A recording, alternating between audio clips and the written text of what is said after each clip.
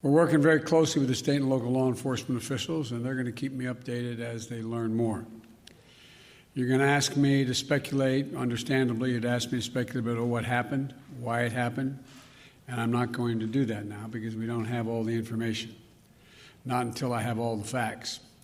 But I do know this. As president, I'm going to use all the resources at my disposal to keep the American people safe. As I said, at this moment, a great deal remains unknown, but three things are certain. First, 10 lives have been lost, and more families have been shattered by gun violence in the state of Colorado. And Jill and I are devastated, and the feeling, I just can't imagine how the families are feeling, the victims whose futures were stolen from them, from their families, from their loved ones, who now have to struggle to go on and try to make sense of what's happened. Less than a week after the horrific murders of 8 people and the assault on the AAPI community in Georgia, while the flag was still flying half-staff for the tragedy, another American city has been scarred by gun violence and resulting trauma. And the state that I even hate to say it because we're saying it so often, my heart goes out. Our hearts go out for the survivors, who had to flee for their lives and who hid, terrified, unsure if they would ever see their families again, their friends again. The consequences of all this are deeper than I suspect we know. By that I mean the mental consequences, the feeling of, anyway, it's just been through too many of these.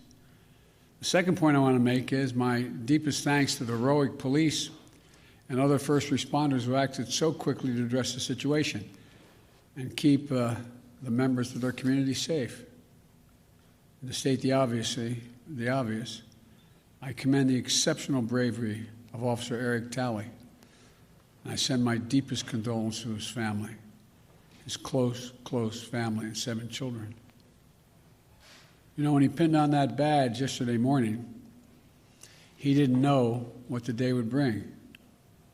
I want everybody to think about this. Every time an officer walks out of his or her home and pins that badge on, the family member that they just said goodbye to wonders whether they'll subconsciously, will they get that call, the call that his wife got. He thought he'd be coming home to his family and his 7 children. But when the moment to act came, Officer Tully did not hesitate in his duty, making the ultimate sacrifice in his effort to save lives. That's a definition of an American hero. And thirdly, I want to be very clear. This is the one thing I do know enough to say on in terms of what's happened there.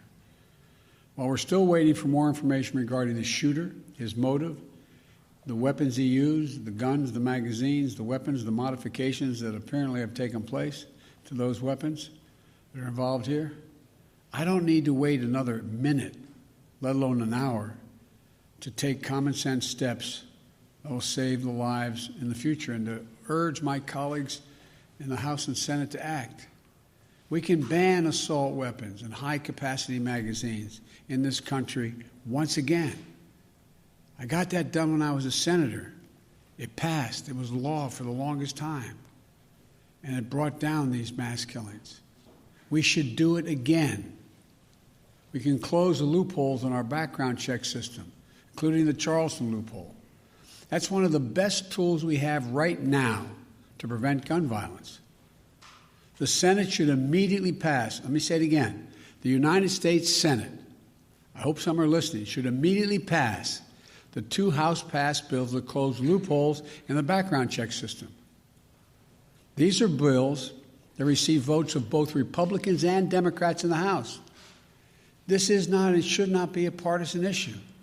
This is an American issue. It will save lives, American lives, and we have to act. We should also ban assault weapons in the process.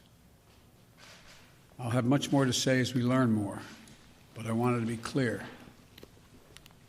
Those poor folks who died left behind families that leaves a big hole in their hearts. And we can save lives.